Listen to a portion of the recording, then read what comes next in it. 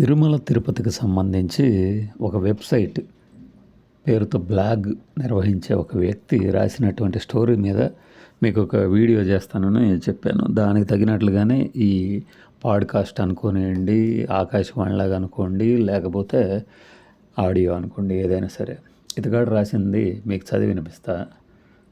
అక్రమాల తిరుమల చీకట్లలో ఒకటి అరా మంచి నిర్ణయాలు. అంటే ఏం లేదు, అవతల వాళ్ళలో తప్పుల్ని బాగా చూపిస్తూ మనం ఏదో ఒకటి మంచిది అనగానే ఇతను నిజం మాట్లాడుతున్నాడు అనుకోవాలనే ఒక టైప్ మోడస్ ఆపరాండి ఇది. ఇందులో ఇతను సిద్ధహస్తుడు. తిరుమల వెంకన్న అంటే క్షుద్ర రాజకీయ నాయకులందరికీ అలుసే. చూసారా, రాజకీయ నాయకులందరూ క్షుద్రులే, వాళ్ళందరికీ అలుసేనట. భక్తులు నిలువు దోపిడీలు ఇచ్చే ఆ దేవుడినే నిలువు దోపిడీ చేసే అంట్రస్ట్ బోర్డులు, నెయ్యి కాని నెయ్యి, సిల్క్ కాని సిల్క్, పరకామణి చోరీలు, అన్యమత ఉద్యోగులు, అక్కడ లేని అరాచకం లేదట. ఏమన్నా బుద్ధి ఉన్నవాడైతే ఇట్లా రాస్తాడా?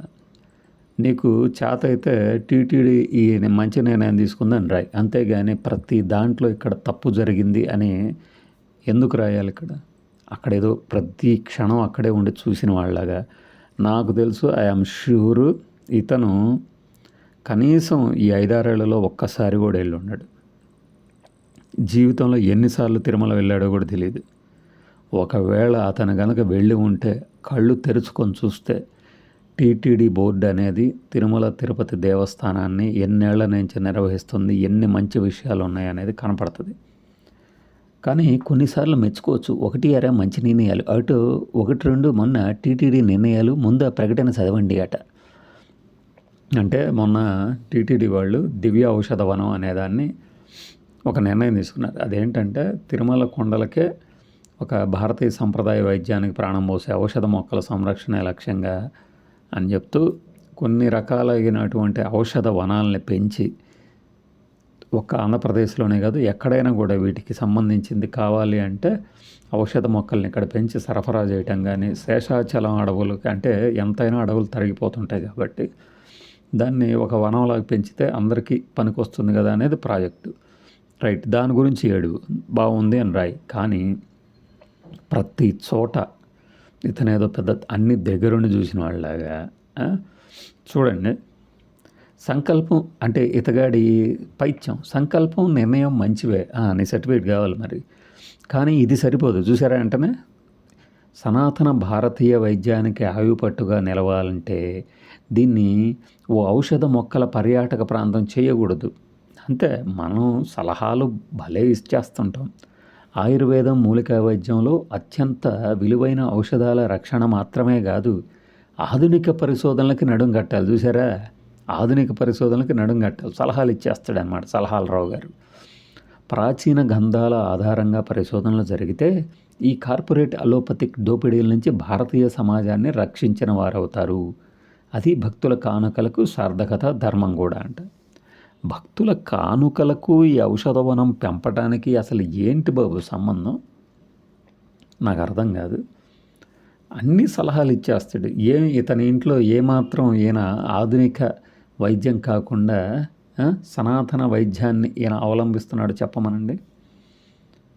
మరో నిర్ణయం టీటీడీలో ఇంటిగ్రేటెడ్ టౌన్షిప్. చూడండి అసలు ఎలా ఉంటుందో.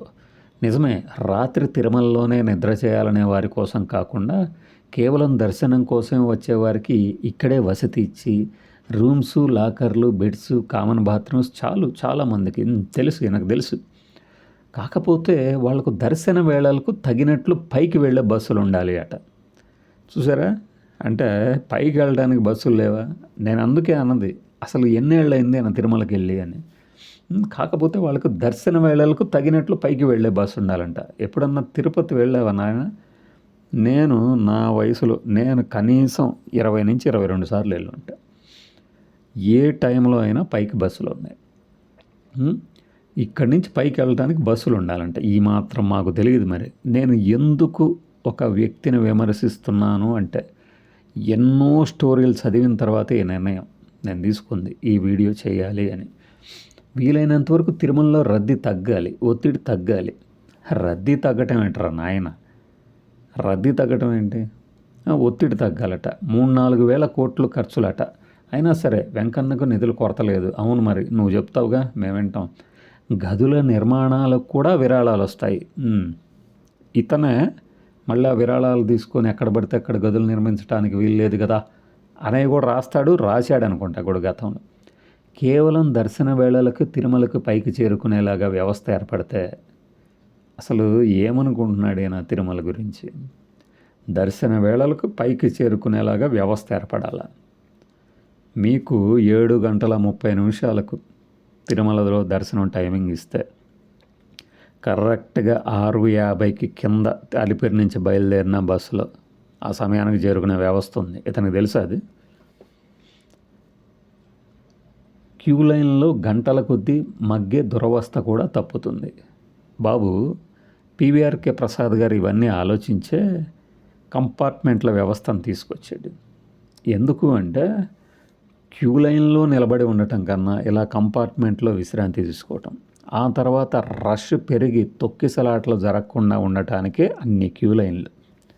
1,00,000 మందిని డైరెక్ట్గా క్యూ లైన్లో పంపించడం వేరు, ఆ 1,00,000 మందిని ఈ 30 కంపార్ట్మెంట్లతో ఒక్కొక్క గంట విశ్రాంతి తీసుకునేలాగా చేస్తూ పంపించడం వేరు. జస్ట్ లైక్ దట్ ఒక నిర్ణయాన్ని పట్టుకొని నీ ఇష్టం వచ్చినట్టు సలహాలు ఇవ్వద్దనేది నా మనవి. కాకపోతే ఈ భారీ ఖర్చులో కూడా ప్రవేశించే చీడపురుగులే అసలు సమస్య ఆట.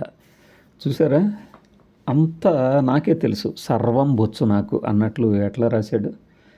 నేను ఇదే కాదు ప్రతి విషయంలో కూడా ఎక్కడెక్కడో ఎవరెవరో ఏవేవో వింత కథలు వస్తాయి, కదిలించే కథలు వస్తాయి, థ్రిల్కి గురి చేసే కథలు వస్తాయి. ప్రతి దాంట్లో ఈ రచయిత ఏదో పక్కనే కూర్చొని చదివినట్లు, చూసినట్లు, సంఘటనల్ని రికార్డ్ చేసినట్లు, తను మామూలుగానే కొద్దిగా అహంకారి.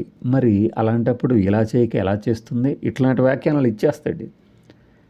ఇప్పుడు నువ్వు రాస్తుంది నవలనుకో, ఏ ప్రయోగాలైనా చెయ్యి, నీ శైలి బాగుంటుంది. నేను చాలాసార్లు చెప్పా ఇతగాడి శైలి బాగుంటుందని చెప్పి. ఇప్పుడు కృష్ణ గారి అబ్బాయి రమేష్ గారి గురించి కూడా ఇలానే వాచాలత్వం ప్రదర్శించాడు. ఈ మధ్య అదేదో సినిమా వచ్చింది, ఆ సినిమా కూడా పెద్దగా ఆడినట్లేదు అంటాడు ఒక సినిమాని పట్టుకొని. అదేమో బ్లాక్ బస్టర్ అయిన సినిమా. అంటే ఫేస్బుక్లో కొంతమంది రాస్తారు, ఆ రాసిన బైలైన్లో వాళ్ళ పేర్లు ఇచ్చేసి పెడతాడు, అడిగే పెడతాడు, అందులో కూడా తప్పేం లేదు. కానీ 1-2 తనదైన కామెంట్లు చేశాను అనుకొని సంతృప్తి పడతాడు. చూసారా, అతను మొత్తం చదువుతాడండి, మొత్తం చదివే దాని మీద ఆయన కామెంట్ కూడా పెడతాడు. కాపీ కాదండి అనుకోవడానికి. దీనికన్నా ఏంటంటే ఇంకా కొన్ని విషయాలు ఏంటో, ఆంధ్ర నుంచి రాజకీయాలన్నీ ఇక్కడికి కూడా ఇలా వచ్చేస్తున్నాయి. ఆంధ్రానే అనుకుంటే దాన్ని తలదన్నేలా తయారవుతుంది తెలంగాణ అనుకుంటూ తెలియకుండానే ఒక చీప్ ఫీలింగ్ కలగజేద్దామని ట్రై చేస్తూ ఉంటాడు. బహుశా మన వీడియో వినో చూసో చెప్తాడు, మనకి ఇప్పుడు శుద్ధులు చెప్తామని చూస్తాడు. నీ మెప్పుకోళ్ళు నాకు అవసరం లేదంటాడు, నీ సర్టిఫికెట్లు నాకు అవసరం లేదంటాడు. ఇక్కడ మేము చెప్తుంది అదే, నీ కుచ్చిత బుద్ధిని కాస్త పక్కన పెట్టు. నీ దగ్గర రాయగలిగినటువంటి సత్తా ఉంది కాబట్టి అది రాయి, అంతేగాని ప్రతి దాంట్లో అక్రమాల తిరుమల చీకట్ల ఒక్క హెడ్డింగ్ చాలు కదా నేను బొక్కలేసి మక్కలేరదండానికి. అసలు ఇలాంటి హెడ్డింగ్ పెట్టాలని ఎలా అనిపించింది? నువ్వు వెళ్ళి చూడు, ఆర్టీసీ బస్సుల్లో ఎలా తీసుకెళ్తారు బయటికి. ఆ పైకి వెళ్ళిన తర్వాత ఎంతమంది వచ్చినా ఎక్కడ తొక్కిసలాట జరగకుండా ఎవరి వస్తువులు వాళ్ళు తీసుకునేలాగా ఒక వ్యవస్థ పనిచేస్తుంది. పైకి కొండ మీదకి మీ లగేజ్ని సురక్షితంగా తీసుకొస్తుంది, మీ చెప్పులను కూడా తీసుకొస్తుంది పైకి. ఆ తర్వాత మీకు ఫ్రీగా వాటర్ సౌకర్యం ఉంటుంది 24 గంటలు. అవి చన్నీళ్ళే ఉంటాయి, గీజర్లు పని చేయకపోవచ్చు, కానీ వ్యవస్థ అంటూ ఉంది. ఎంతమందికి ఎన్ని కాటేజీలు ఉన్నాయి కొండ మీద, అవన్నీ ఒక క్రమ పద్ధతిలో జరుగుతుంటుంది. రద్దీ ఉన్న చోట, డిమాండ్ ఉన్న చోట, నేనే ముందు దర్శనం చేసుకోవాలన్న చోట ఖచ్చితంగా డబ్బు తీసుకొని ఆ పని చేసేవాళ్ళు, ఆ పేరిట మోసం చేసేవాళ్ళు ఉంటారు. అయినా కూడా లడ్ల దగ్గర కానీ, క్యూ లైన్ల దగ్గర కానీ, మీకు వసతి గృహాల దగ్గర కానీ, ప్రశాంతత విషయంలో కానీ తిరుమలలో నువ్వు మెచ్చుకోవాల్సిన అంశాలు ఎన్ని ఉంటాయో తెలుసా? అవన్నీ వదిలేసి ఏదో 4-5 రాజకీయ పార్టీలన్నీ కలిసి ఏదో చేసేసినాయి అని చెప్పేసి వాళ్ళేదో బురద తల్లుకుంటుంటే నువ్వు జర్నలిస్టు అని చెప్పుకుంటా ఇలాంటి స్టోరీ ఇలా రాసేది. ఆంధ్ర మీద పడేడుస్తాడు, చాలా తెలివిగా పడేడుస్తాడు. అది కూడా అసలే ఆంధ్ర, మరి అసలే అది అక్కడ అలా ఉంటుంది, అసలే వాళ్ళు ఇంతే, అసలే వీళ్ళు ఇంతే. ఇతగాడు జగన్మోహన్ రెడ్డికి సపోర్ట్గాని రాస్తాడు. అయితే అంత మాత్రం చేత అందరూ సపోర్ట్ ఇచ్చేస్తారు ఆయనకి. ఏదో అంటే ప్రతి విషయాన్ని పక్కనే కూర్చొని చేసినట్టే చెప్తాడు. ఏదేమైనా సరే ఆంధ్రజ్యోతి రాధాకృష్ణ సత్తా ఉన్నాడు, టెంపర్ ఉన్నాడు. ఇలాంటి వార్త ఇతనే రాయగలడు. అంతకుముందు ఇంకా నయ్యము ఇతగాడి స్టోరీలు ఆహా అందుక ఓహో ఎందుక ఇలాంటి హెడ్డింగ్లు ఉండేవి. మనము ఇన్బాక్స్లోకి వెళ్ళి కొన్ని ప్రశ్నలు అడిగితే బ్లాక్ చేసేది. వెరీ గుడ్, ఫైన్, మంచిది, ఏముంది. మన వీడియోల నుంచి కనీసం ఒక స్టోరీ ఉంటుంది. నేను ఎవరి గురించి చెప్తుంది మన పాత వ్యూవర్లు రెగ్యులర్గా చూసే వాళ్ళకి తెలుసు. మోత్సట